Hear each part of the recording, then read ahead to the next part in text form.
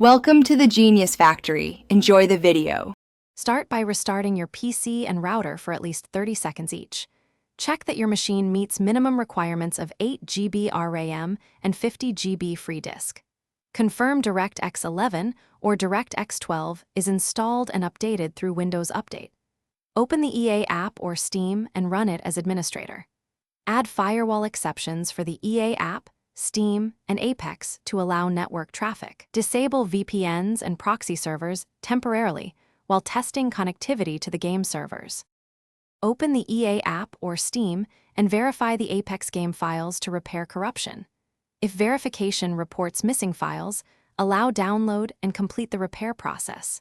Update your GPU drivers to the latest stable version from NVIDIA or AMD websites. Also update Windows drivers using Device Manager for network adapters. Clear the EA app cache by closing the app and deleting the local content folder in the EA app directory. Restart the PC after cache and driver updates before launching Apex again. Disable overlays such as Discord, Steam, and GeForce Experience, which can block loading. Check antivirus settings and add exceptions for Apex and the EA app to prevent false positives.